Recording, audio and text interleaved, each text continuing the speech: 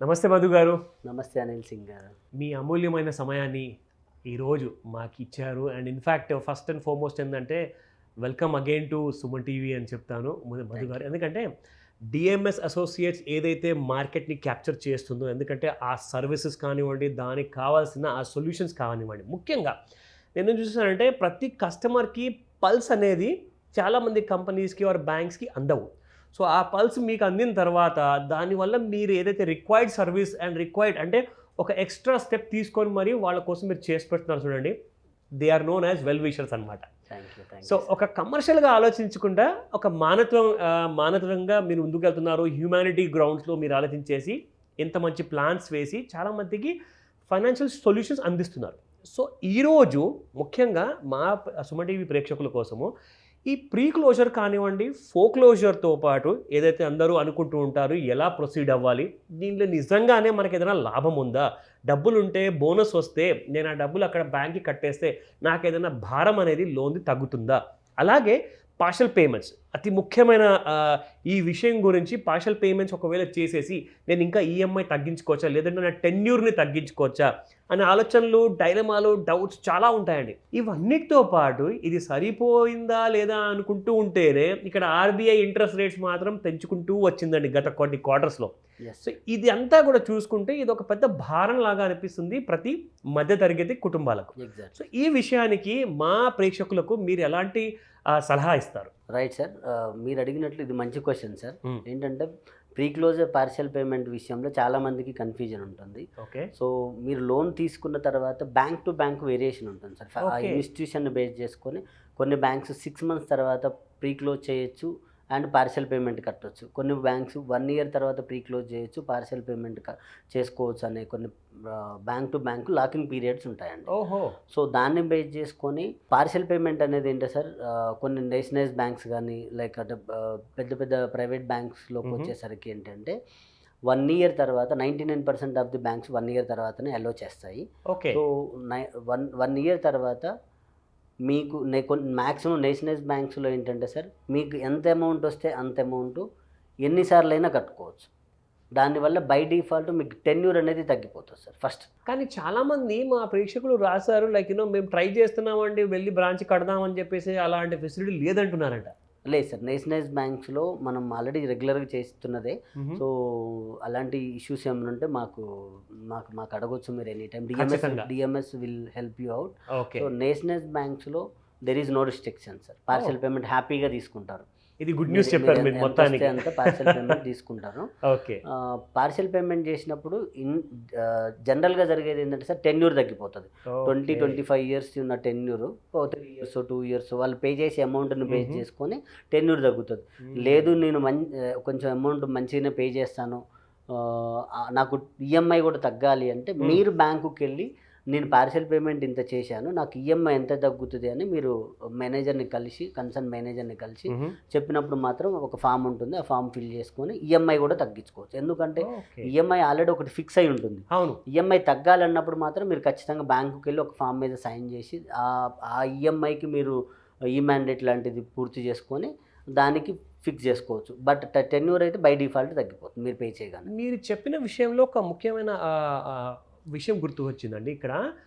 EMIs ఫిక్స్డ్‌గా ఉంటాయి గదా! అవును. మరి ఈ ఫ్లోటింగ్ రేట్ వల్ల ఈఎంఐస్ చేంజ్ అవుతూ ఉంటాయి. ఎప్పుడైతే ఆర్బీఐ ఇంట్రెస్ట్ రేట్స్ పెంచుతుందో ఆ టైంలో ఈఎంఐ పెరిగిపోతూ ఉంటుంది. చాలామందికి మెయిల్ ద్వారా లేదంటే ఎస్ఎంఎస్ ద్వారా కమ్యూనికేషన్ వస్తుంది. ఒకవేళ మిస్ అయిపోయిందండి, ఆ ఈఎంఐ కొత్త రేట్ ప్రకారంగా కట్టాల్సినప్పుడు కట్టకుండా ఉంటే అప్పుడు బౌన్స్ అయిపోతున్నాయి ఈఎంఐస్ తెలియకుండా. అవును. సో, దీని గురించి మీరు ఎలాంటి హెల్ప్ చేయగలుగుతారు వీళ్ళకి? బౌన్స్ కాదు, యాక్చువల్లీ ఓవర్ డ్యూ పెట్టేస్తుంది బ్యాంక్ డైరెక్ట్. కొంతమందికి కమ్యూనికేషన్ లైక్ అంటే మొబైల్ నెంబర్ చేంజ్ అవ్వడం వాటెవర్ కొన్ని ఇష్యూస్ వల్ల బ్యాంకు కమ్యూనికేషన్ అందకపోవచ్చు క్లయింట్స్కి. ఆ అందని సిచ్యువేషన్లో ఏంటంటే బై డిఫాల్ట్ కస్టమర్కి ఓవర్ డ్యూ పడిపోతుంటుంది. అయ్యో! సో, మనమే ఏంటంటే యాక్చువల్గా లైక్ అంటే ఇంట్రెస్ట్ రేట్స్ పెరిగినప్పుడు అవును. ఇన్ జనరల్గా మీడియాలో కానీ ఎక్కడైనా మనం తెలుస్తుంటుంది. తెలుసుకుంటాం. అవును. ఆ తెలుసుకున్నప్పుడు మనమే ఒకసారి బ్యాంకుకి వెళ్ళి ఇన్ కేస్ మనకి అవునులేండి. కమ్యూనికేషన్ ప్రాబ్లం అయినప్పుడు ఓకే. మనం బ్యాంకుకి వెళ్ళి సార్ నాది ఈఎంఐ ఏమైనా పెరిగిందా, ఓకే.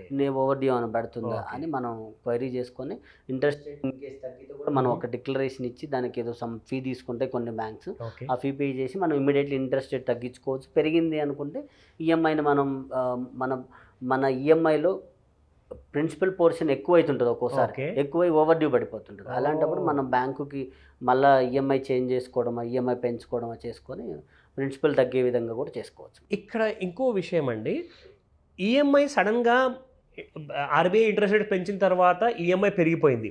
కానీ ఈఎంఐ పెరగదు, కానీ ఈఎంఐ అంతే ఉంటుంది, కానీ తెలియకుండా టెన్యూర్ పెరిగిపోతుంది. సో అవును. అలాంటి విషయాలకి ప్రేక్షకులు ఏం చేయమంటారు? ఈ టెన్యూర్ని పెరగనివ్వాలంటారా, లేదంటే టెన్యూర్ని అలాగే ఉంచేసి ఈఎంఐ పెంచుకోమని చెప్తారా?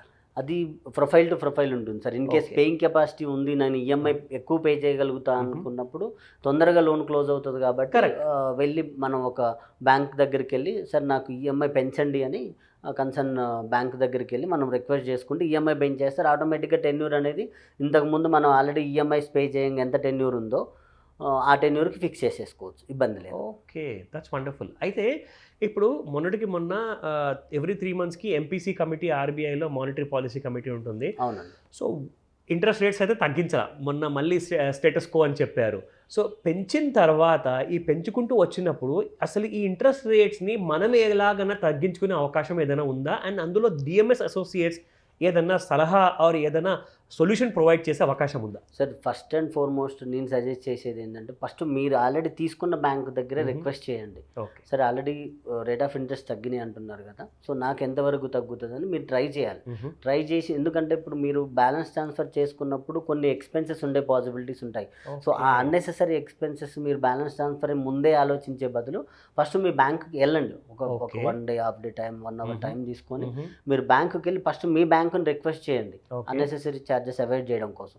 అక్కడ అవ్వట్లేదు అన్నప్పుడు వీఆర్ దేర్ ఫర్ యూ. 100% మేము బ్యాలెన్స్ ట్రాన్స్ఫర్ చేస్తాము.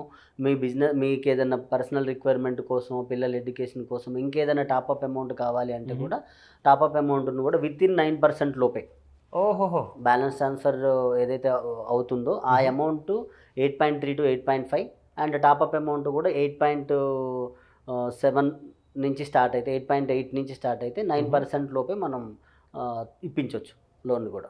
ఇందాక నేను చెప్పినట్లు మీకు జనరలైజ్డ్గా ఇంట్రెస్ట్ రేట్ పెరిగినప్పుడు నా కస్టమర్స్కి ఎలా వెళ్ళాలి ఏంటి అనేది జనరల్గా అందరి కస్టమర్స్కి చెప్పాము. బట్ డిఎంఎస్ మా కస్టమర్స్కి మేము dedicated RM through interest rates పెరిగినా దాని ఇన్ఫర్మేషన్ అనేది మా టీం, మా డెడికేటెడ్ ఆర్ఎం అనేది కస్టమర్స్కి ఫోన్ చేసి వాళ్ళకి ఇన్ఫర్మేషన్ ఇచ్చి వాళ్ళకి ఓవర్ డ్యూ పడకుండా we will take care sir. Okay. So ఆ సర్వీస్ అనేది మా దగ్గర డిఎంఎస్లో dedicated RM through 100% monitoring system అనేది మా దగ్గర ఉంది. That is our strength sir. Sir మీరు ఇందాక అడిగినట్లు మీ డిఎంఎస్కి ఇంత మంది కస్టమర్ ఆదరణ, కస్టమర్స్ ఫోన్ చేస్తున్నారు ఎందుకు అంటే సింపుల్ థింగ్ సార్. ఈ మానిటరింగ్ సిస్టమ్ ఏదైతే ఉందో దీనివల్ల మేము కస్టమర్ యొక్క మనీ అండ్ టైంని సేవ్ చేయడం వల్ల మాకు వాళ్ళ ఫ్రెండ్స్ కావచ్చు, వాళ్ళ రిలేషన్స్ నుంచి హ్యూజ్ రిఫరెన్సెస్ రావడం వల్లనే మేము ఈరోజు మార్కెట్లో సక్సెస్ఫుల్గా ఉన్నాము. సో ప్రతి కస్టమర్స్కి మానిటరింగ్ సిస్టమ్ అనేది మేము మార్కెట్లో అందిస్తున్నాం సార్. ఇది చాలా మంచి మాట చెప్పారండి. ఎందుకంటే అసలు ఈ హెల్ప్ అనేది ఎవరు ఇవ్వలేకపోతున్నారండి ముఖ్యంగా. ఎందుకంటే ఫ్రెండ్స్ని అడుగుతారు, బ్రదర్ని అడుగుతారు, ఎవరినో ఫోన్ చేసి అడిగితే పూర్తి ఇన్ఫర్మేషన్ రాదు. ఇక్కడ మనం ఈ సుమన్ టీవీ ద్వారా ఈ ఇన్ఫర్మేషన్ ఏదైతే మా ప్రేక్షకులకు ఇస్తున్నామో ఇది నిజంగా ఒక లాంగ్ రన్లో చాలా పనికొచ్చే అవకాశం ఉంటుంది. ఎందుకంటే ఎక్కడికి వెళ్ళినా కానీ ఒకవేళ ఎవరు ఎలాంటి హెల్ప్ ఇవ్వలేకపోయినా ఆర్ ఏది తోచకపోయినా డిఎంఎస్ అసోసియేట్స్ మాత్రం ఖచ్చితంగా ఉంది ఇలాంటి ఐడియాస్ ఇవ్వడానికి, ఇలాంటి హెల్ప్ చేయడానికి. ఇది చాలా ముఖ్యమైన విషయం చెప్పారు సార్. ఎందుకంటే మధు గారు ఇప్పటిదాకా నేను కూడా చాలా ఎక్స్పీరియన్స్ చూశాను. బట్ ఏంటంటే ఫైనాన్స్ విషయంలో, లోన్స్ విషయంలో ఎంత ట్రాన్స్పరెన్సీతో హెల్ప్ చేసే వాళ్ళు మాత్రం చాలా తక్కువ మంది. అందులో డిఎంఎస్ అసోసియేట్స్ చాలా మంచి పని చేస్తుందండి. ఇన్ఫ్యాక్ట్ మీరు ఇలాంటి హెల్ప్ చేస్తూనే ఉండాలి అని నేను కోరుకుంటున్నాను. ప్రతిసారి మా ప్రతి ప్రేక్షకులు కూడా మీకు తప్పకుండా కాల్ చేస్తారు. ఎందుకంటే వాళ్ళకి చాలా టెన్షన్స్ ఉన్నాయండి మైండ్లో. వాళ్ళకి అసలు ఫైనాన్షియల్ ప్రాబ్లమ్స్ సాల్వ్ చేయలేక ఎవరిని అడగాలో తెలియక అసలు డాక్టర్ దగ్గరికి వెళ్ళాలా, ఒక బ్యాంకర్ దగ్గరికి వెళ్ళాలా అనే కన్ఫ్యూజన్లో ఉన్నారు వీళ్ళందరూ. సో వీళ్ళందరికీ ఒక మంచి మాట చెప్పారు. సో ఈ ధైర్యాన్ని మీరు చెప్పినందుకు చాలా థ్యాంక్స్ మధు గారు. Thank you so much. Thank you.